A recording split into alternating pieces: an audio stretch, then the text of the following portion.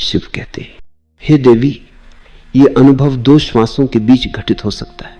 श्वास के भीतर आने के पश्चात और बाहर लौटने के ठीक पूर्व श्रेयस है, कल्याण है। आरंभ की 9 विधियां श्वास क्रिया से संबंध रखती है, इसलिए पहले हम श्वास क्रिया के संबंध में थोड़ा समझ लें और विधियों में प्रवेश करेंगे। हम जन्म से मृत्यु के क्षण तक निरंतर श्वास लेते रहते हैं। इन 2 बिंदुओं के बीच सब कुछ बदल जाता है, सब चीज बदल है, कुछ भी बदले बिना नहीं रहता। लेकिन जन्म और मृत्यु के बीच श्वास क्रिया अचल रहती है।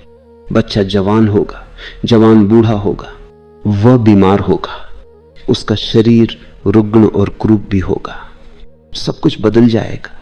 वह सुखी होगा, दुखी होगा, पीड़ा में होगा, सब कुछ बदलता रहेगा। लेकिन इन 2 बिंदुओं के बीच आदमी श्वास भर सतत लेता रहेगा। श्वास क्रिया एक सतत प्रवाह है, उसमें अंतराल संभव नहीं है। अगर तुम एक क्षण के लिए भी श्वास लेना भूल जाओ तो तुम समाप्त हो जाओगे।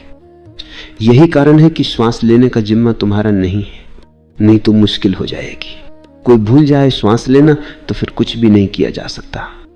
इसलिए यथार्थ में तुम श्वास नहीं लेते हो क्योंकि उसमें तुम्हारी जरूरत नहीं है। तुम गहरी नींद में हो और श्वास चलती रहती है। तुम गहरी मूर्छा में हो और श्वास चलती रहती है। श्वास तुम्हारे व्यक्तित्व का एक अचल तत्व है। दूसरी बात, यह जीवन के अत्यंत आवश्यक और आधारभूत है, इसलिए जीवन और श्वास पर्यायवाची हो गए। इसलिए भारत में उसे प्राण कहते हैं। श्वास और जीवन को हमने एक शब्द दिया। प्राण का अर्थ है जीवन शक्ति, जीवंतता। तुम्हारा जीवन तुम्हारी श्वास है। तीसरी बात, श्वास तुम्हारे और तुम्हारे शरीर के बीच एक सेतु है। सतत श्वास तुम्हें तुम्हारे शरीर से जोड़ रही है, संबंधित कर रही है। और श्वास ने सिर्फ तुम्हारे और तुम्हारे शरीर के बीच सेतु है, वह तुम्हारे और विश्व के बीच भी सेतु है। तुम्हारा शरीर विश्व का अंग है। शरीर की हर एक चीज, हर एक कण, हर एक कोश विश्व का अंश है। ये विश्व के साथ निकटतम संबंध है और श्वास सेतु है। और अगर सेतु टूट जाए तो तुम शरीर में नहीं रह सकते, तुम किसी अज्ञात आयाम में चले जाओगे। इसलिए श्वास तुम्हारे और देश काल के बीच सेतु हो जाती है। श्वास के 2 बिंदु है, 2 छोर है। एक छोर है जहां वह शरीर और विश्व को छूती है, और दूसरा वह छोर है जहां वह विश्वातीत को छूती है। और हम श्वास के एक ही हिस्से से परिचित हैं, जब वह विश्व में शरीर में गति करती है, लेकिन वह सदा ही शरीर से अशरीर में गति करती है। अगर तुम दूसरे बिंदु को, जो सेतु है, धूव्र है, जान जाओ, तुम एकाएक रूपांतरित होकर एक दूसरे ही आयाम में प्रवेश कर जाओगे। लेकिन याद रखो, शिव जो कहते हैं वो योग नहीं है, वह तंत्र है। योग श्वास पर काम करता है, लेकिन योग और तंत्र के काम में बुनियादी फर्क है। योग श्वास क्रिया को व्यवस्थित करने की चेष्टा करता है। अगर तुम अपनी श्वास को व्यवस्था दो तो तुम्हारा स्वास्थ्य सुधर जाएगा। इसके रहस्यों को समझो तो तुम्हें स्वास्थ्य और दीर्घ जीवन मिलेगा। तुम ज्यादा बल, ज्यादा ओजस्वी, ज्यादा जीवंत, ज्यादा ताजा हो जाओगे। लेकिन तंत्र का इससे कुछ लेना देना नहीं है। तंत्र श्वास की व्यवस्था की चिंता नहीं करता। 3 भीतर की ओर मुड़ने के लिए वह श्वास क्रिया का उपयोग भर करता है। तंत्र में साधक को किसी विशेष ढंग की श्वास का अभ्यास नहीं करना चाहिए। कोई विशेष प्राणायाम नहीं साधना है। प्राण को लयबद्ध नहीं बनाना है, बस उसके कुछ विशेष बिंदुओं के प्रति बोधपूर्ण होना है। श्वास प्रश्वास के कुछ बिंदु है जिन्हें हम नहीं जानते। हम सदा श्वास लेते हैं, श्वास के साथ जन्मते हैं, श्वास के साथ मरते हैं, लेकिन उसके कुछ महत्वपूर्ण बिंदुओं को बोध नहीं है। और यह हैरानी की बात है, मनुष्य अंतरिक्ष की गहराइयों में उतर रहा है, खोज रहा है, वह चांद पर पहुंच गया है, लेकिन वह अपने जीवन के इस निकटतम बिंदु को समझ नहीं सका। श्वास के कुछ बिंदु है जिसे तुमने कभी देखा नहीं है। वे बिंदु द्वार है, तुम्हारे निकटतम द्वार है, जिनसे होकर तुम एक दूसरे ही संसार में, एक दूसरे ही अस्तित्व में, एक दूसरी ही चेतना में प्रवेश कर सकते हो। लेकिन वह बिंदु बहुत सूक्ष्म है। जो चीज जितनी निकट हो उतनी ही कठिन मालूम पड़ेगी। श्वास तुम्हारे इतना करीब है कि उसके बीच स्थान ही नहीं बना रहता, या इतना अल्प स्थान है कि उसे देखने के लिए बहुत सूक्ष्म दृष्टि चाहिए। तभी तुम उन बिंदुओं के प्रति बोधपूर्ण हो सकते हो। ये बिंदु इन विधियों के आधार है।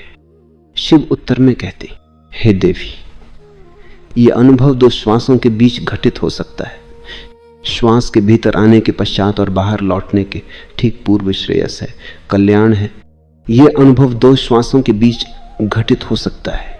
जब श्वास भीतर अथवा नीचे को आती है, उसके बाद फिर श्वास के लौटने के ठीक पूर्व श्रेयस है। इन 2 बिंदुओं के बीच होशपूर्ण होने से घटना घटती है। जब तुम्हारी श्वास भीतर आए तो उसका निरीक्षण करो। उसके फिर बाहर या ऊपर के लिए मुड़ने के पहले एक क्षण के लिए या क्षण के 1000वें भाग के लिए श्वास बंद हो जाती है। श्वास भीतर आती है और वहां एक बिंदु है जहां वह ठहर जाती है। फिर श्वास बाहर जाती है और जब श्वास बाहर जाती है तो वहां एक बिंदु पर ठहर जाती है और फिर वह भीतर के लौटती है। श्वास के भीतर या बाहर के लिए मुड़ने के पहले एक क्षण है जब तुम श्वास नहीं लेते हो। उसी क्षण में घटना घटनी संभव है, क्योंकि जब तुम श्वास नहीं लेते हो तो तुम संसार में नहीं होते हो। समझ लो कि जब तुम श्वास नहीं लेते हो तब तुम मृत हो। तुम तो हो लेकिन मृत। लेकिन यह क्षण इतना छोटा है कि तुम उसे कभी देख नहीं पाते। तंत्र के लिए प्रत्येक बहिर्गामी श्वास मृत्यु है और प्रत्येक नई श्वास पुनर्जन्म है। भीतर आने वाली श्वास पुनर्जन्म है, बाहर जाने वाली श्वास मृत्यु है। बाहर जाने वाली श्वास मृत्यु का पर्याय है, अंदर जाने वाली श्वास जीवन का। इसलिए प्रत्येक श्वास के साथ तुम मरते हो और प्रत्येक श्वास के साथ तुम जन्म लेते हो। दोनों के बीच का अंतराल बहुत क्षणिक है, लेकिन पैनी दृष्टि, शुद्ध निरीक्षण और अवधान से उसे अनुभव किया जा सकता है। और यदि तुम उस अंतराल को अनुभव कर सको तो शिव कहते हैं कि श्रेयस उपलब्ध है। तब और किसी चीज की जरूरत नहीं है। तब तुम आप्तकाम हो गए। तुमने जान लिया, घटना घट गई। श्वास को प्रशिक्षित नहीं करना, वो जैसी है उसे वैसी ही बनी रहने देना। फिर इतनी सरल विधि क्यों? सत्य को जानने को ऐसी सरल विधि। सत्य को जानना उसको जानना है जिसका न जन्म है न मरण। तुम बाहर जाती श्वास को जान सकते हो, तुम भीतर जाती श्वास को जान सकते हो, लेकिन तुम दोनों के अंतराल को कभी नहीं जानते। प्रयोग करो और तुम उस बिंदु को पालोगे, उसे अवश्य पा सकते हो। वह है तुम्हें या तुम्हारी संरचना में कुछ जोड़ना नहीं, वह है ही सब कुछ, सिर्फ बोध नहीं है। कैसे प्रयोग करो? पहले भीतर आने वाली श्वास के प्रति होशपूर्ण बनो, उसे देखो, सब कुछ भूल जाओ और आने वाली श्वास को, उसके यात्रा पथ को देखो। जब श्वास नासापुटों को स्पर्श करे तो उसको महसूस करो। श्वास को गति करने दो और पूरी सजगता से उसके साथ यात्रा करो। श्वास के साथ ठीक कदम से कदम मिलाकर नीचे उतरो। न आगे जाओ और न पीछे पड़ो, उसका साथ न छूटे, बिल्कुल साथ साथ चलो। स्मरण रहे, न आगे जाना है और न छाया की तरह पीछे चलना है। समांतर चलो, युगपत। श्वास और सजगता को एक हो। 2 श्वास जाती है तो तुम भी नीचे जाओ और तभी उस बिंदु को पा सकते हो जो 2 श्वासों के बीच में है। श्वास के साथ अंदर जाओ, श्वास के साथ बाहर आओ। बुद्ध ने इसी विधि का प्रयोग विशेष रूप से किया, इसलिए यह बौद्ध विधि बन गई। बौद्ध शब्दावली में इसे आनापानसति योग कहते हैं और स्वयं बुद्ध की आत्मोपलब्धि इस विधि पर ही आधारित थी। संसार के सभी धर्म, संसार के सभी दृष्टा किसी न किसी विधि के जरिए मंजिल पर पहुंचे और वह सब विधियां इन 112 विधियों में सम्मिलित है। ये पहली विधि बौद्ध विधि है।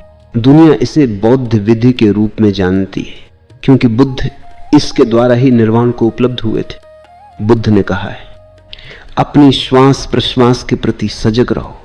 अंदर जाती बाहर आती श्वास के प्रति होश पूर्ण हो जाओ।